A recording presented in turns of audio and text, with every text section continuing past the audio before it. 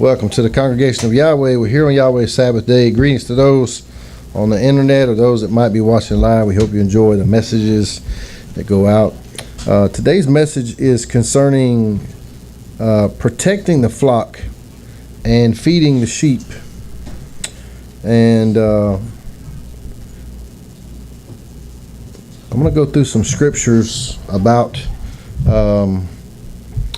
a pastor or elder's role in protecting the flock and also feeding the sheep, and also what other sheep need to do to protect the flock. I'm going to start in John chapter 21. Now, Yeshua had told the disciples to go out and take the message of the kingdom to everyone, and after Yeshua was killed and resurrected, Peter said, "I'm going fishing." And everybody said, "Well, we're going to go fishing with you." So going to just get to the point here in John 21 and verse 15. Now, they were out fishing and hadn't caught anything, and Yeshua said, "Well, put your net in over here," and they drew in, tons of fish. And that's when they recognized that it was the resurrected Yeshua. And in verse 15, so when they had dined, Yeshua saith unto Simon Peter, "Simon, son of Jonah, lovest thou me more than these?" And he's asking, do you love me more than these fish? I gave you a commission, and you're out fishing. He saith unto him, "Yea, master, you know that I love you." He saith unto him, "Feed my lambs. If you truly love me, feed my lambs." He saith to him again the second time, "Simon, son of Jonah, lovest thou me?" He saith unto him, "Yea, master, thou knowest that I love thee." He saith unto him, "Feed my sheep. If you love me, feed my sheep." He saith unto him the third time, "Simon, son of Jonah, lovest thou me?" Peter was grieved because he said unto him the third time, "Lovest thou me?" And he said unto him, "Master, you know all things, thou knowest that I love you." Yeshua saith unto him, "Feed my sheep." Now, I believe the reason he asked him 3 times, it was a reminder that he had rejected Yeshua 3 times. But he was setting Peter up for something greater. A little later on in the story, Peter had a vision 3 times. And while he was having that vision and doubting what the interpretation of the vision might mean, 3 men were coming to see him. And if Peter could put all this together in his mind, he would realize that you're about to do something that traditionally is called unlawful.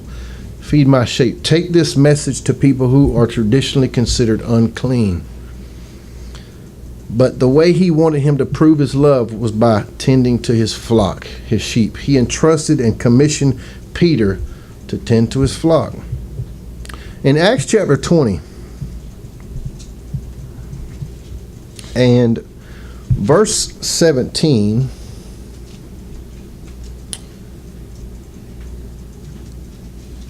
and from Miletus he sent to Ephesus and called the elders of the assembly.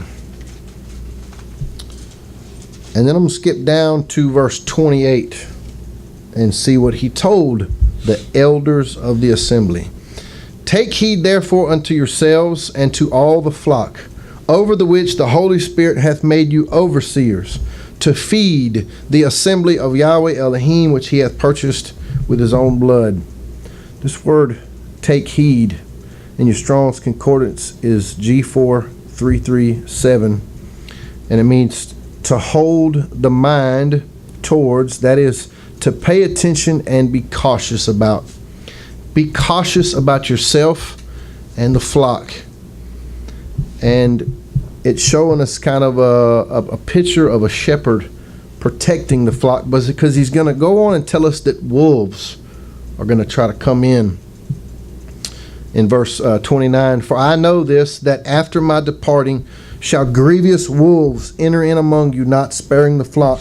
Also of your own selves shall men arise, speaking perverse things to draw away disciples after them. Therefore watch, and remember that by the space of 3 years I ceased not to warn everyone day and night with tears.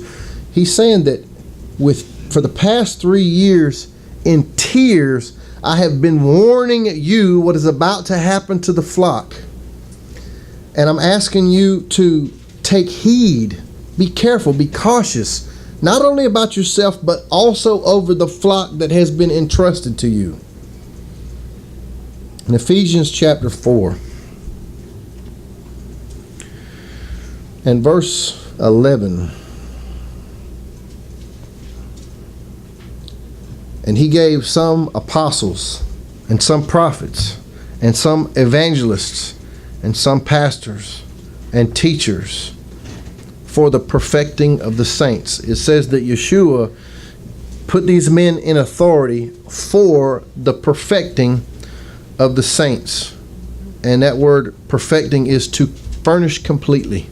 The reason he put people in the position in the church is for the full furnishing of the people, the flock, the sheep, feeding the sheep. Why? It continues to say, for the work of ministry, preparing the people to go out and be ministers themselves for works of service. For the edifying of the body of Messiah.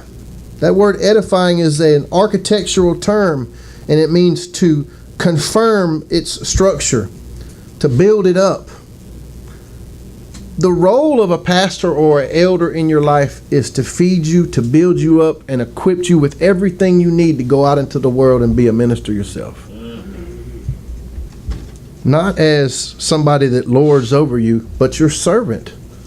People in a position of authority, the only authority they have is to be a servant. And that's what, ministers, pastors, all the people he just named, they're to serve you, to build you up, to go out and serve other people. But also to protect you from the enemy, to protect you from false doctrines, to protect you from things that will harm you. And the purpose of this message, what I'm going to, try to point out here is, not only is it the pastor's role to protect you from these things, but it's also our duty to warn each other. When there's something going on with the flock, a sheep is going to make a noise, and it's going to alert other sheep as to what's going on, and that's going to alert the shepherd that there's a problem. And I want to encourage everyone here that this congregation of Yahweh, has been here for 20 years, and there are foundational truths that they hold dear that they will protect.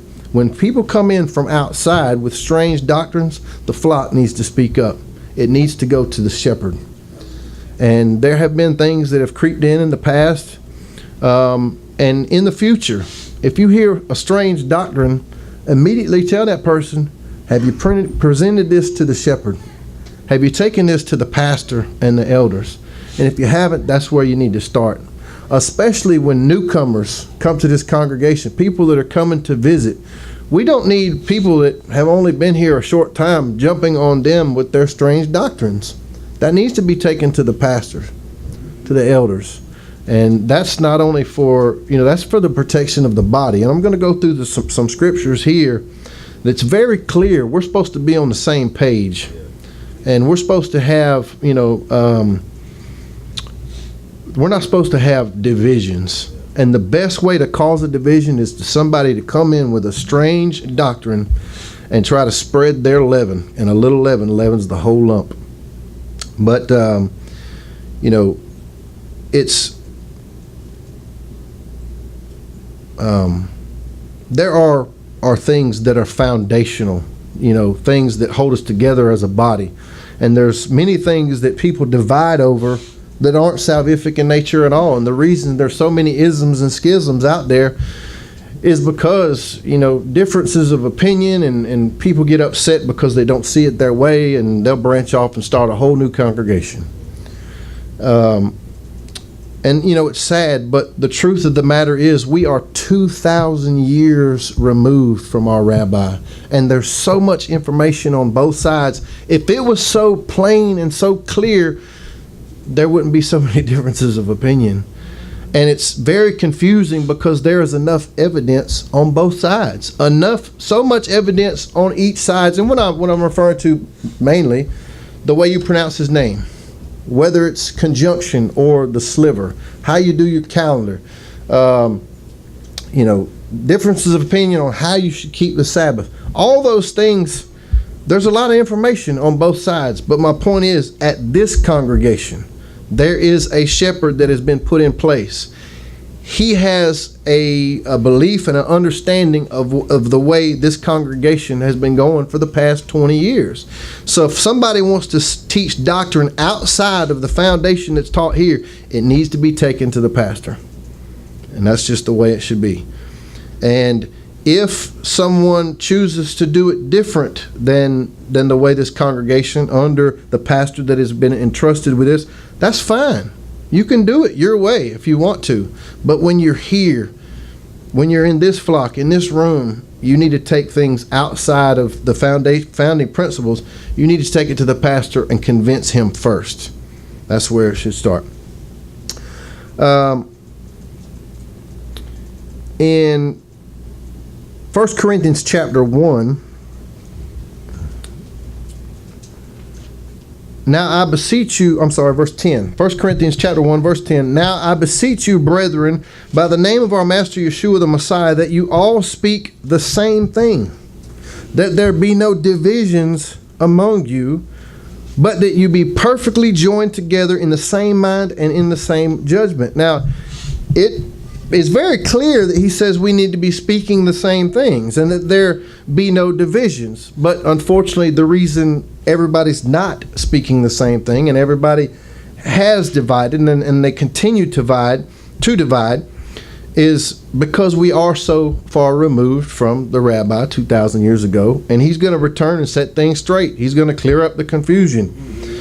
But until then, we shouldn't argue and have strong contentions about things that aren't salvific. Sometimes we have to agree to disagree, and unfortunately that's the only thing we can do with a lot of these issues, because you can't prove it emphatically. Yes, you can present tons and tons of evidence, but unfortunately there's other evidence that leads in a different direction. But in order to keep the unity in the body, we need to consult with the pastor on the way he presents things, and if the pastor is convinced of something different, then he can address the congregation at that point in time. But that's his role as pastor. He was entrusted here as the leader of the flock. And it says that you be perfectly joined together in the same mind and in the same judgment. Philippians chapter 2 and verse 1. If there be therefore any consolation in the Messiah, if any comfort of love, if any fellowship of the Spirit, if any tenderness and compassion, fulfill you my joy.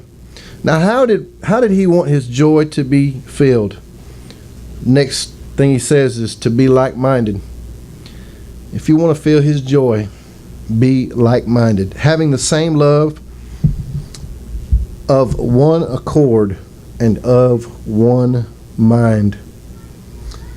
In chapter 4 of Philippians, he said, I beseech Euodias and beseech Syntyche, however you pronounce it, Syntyche, that they be of the same mind. Here he was calling out two people and telling them that they needed to be of the same mind. Romans chapter 16 and verse 17. Now I beseech you, brethren, mark them which cause divisions and offenses contrary to the doctrine which you have learned. Now this word offenses is causing someone to stumble.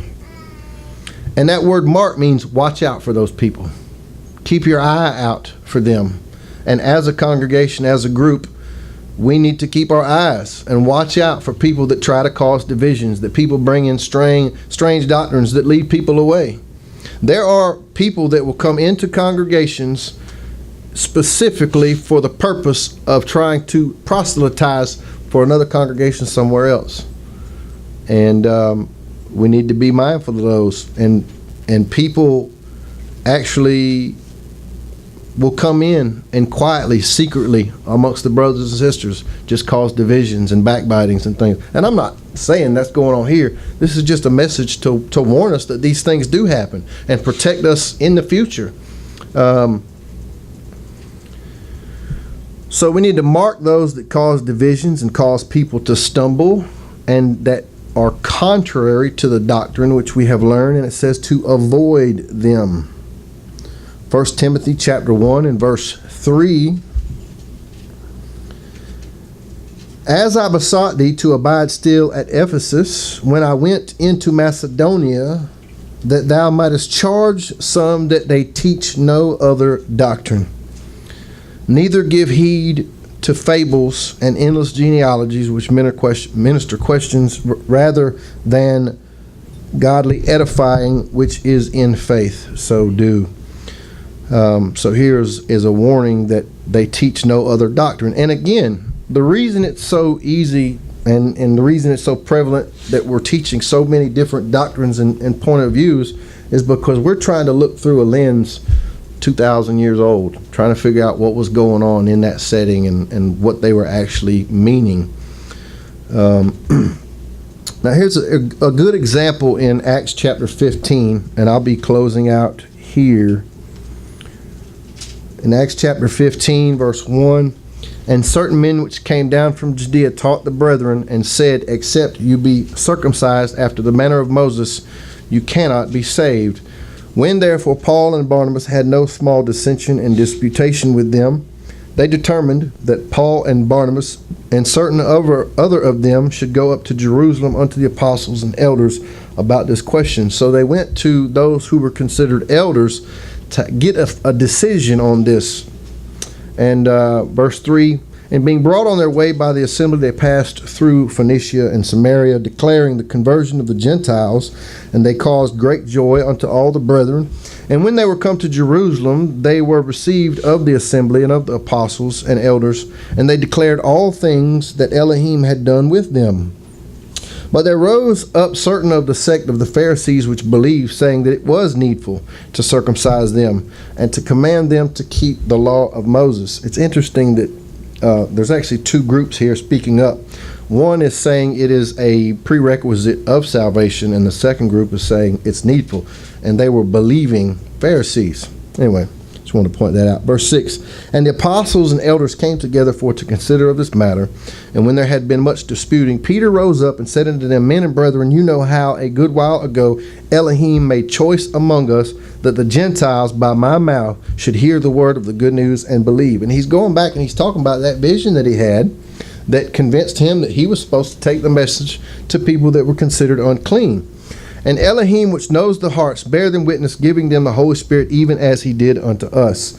So Peter is recounting what happened, and he's saying they got the Spirit just by hearing. So how are we going to put a prerequisite on them saying that they have to be circumcised and keep all the law before they can be saved? And he put no difference between us and them, purifying their hearts by faith. Now therefore, why tempt you Elohim to put a yoke upon the neck of the disciples, which neither our fathers nor we were able to bear? And a lot of people have interpreted this specifically in the mainstream, that trying to obey is the yoke that they couldn't bear. And if you try to keep the Sabbath or the feast days or anything like that, that's just a yoke of bondage that you can't handle. But no, the yoke that they were trying to put on them was to be saved by the law, and we know that can't be done. Verse 11, but we believe that through the grace of the Master Yeshua Messiah we shall be saved, even as they. Then all the multitude kept silence and gave audience to Barnabas and Paul, declaring what miracles and wonders Elohim had wrought amongst the Gentiles by them. And after they had held their peace, Jacob answered, saying, men and brethren, hearken unto me. So he goes and says that this is a fulfillment of prophecy that's going on, these Gentiles coming in the faith. And then in verse 19, James, it says he gave a sentence. This is the decision. Do not trouble them which are from amongst the Gentiles that are turned to Elohim. And that means don't trouble them with making them be circumcised and keep all the law before they can come in to fellowship. And the decision was that they need to stop doing 4 things immediately, because in verse 21, Moses has in every city them that preach him being read in the synagogues every Sabbath day. And the Gentiles would learn from Moses on the Sabbath day in the synagogues. And just a couple examples real quick. There's a gentleman in this walk in the movement that come to the conclusion that Hebrews was not an authoritative book. In his congregation, if he wants to teach that Hebrews is not authoritative, that's fine. And if those people want to stay in his flock and continue to listen to that, they can do that. But if someone was to come here and reject the book of Hebrews, they need to discuss that with the pastor before it's presented. Especially, you got a newcomer coming to visit and he slides over in his chair and says, hey, by the way, Hebrews is not an accurate book, right? That's the things that we need to look out for, and we need to speak up as a group. When somebody comes in with something strange, say, I appreciate you trying to share this with me, but I'd appreciate if you'd take it to the pastor and see what he has to say. And as the Restoration Ranch ministry, as an example, it's a rule there. I tell people, you're not here to teach. You're here to learn. Because even, you might have been here 4 or 5 months, and you want to share what you've learned, but you might not come across with the right spirit. You might not come across with the right scriptures to back it up.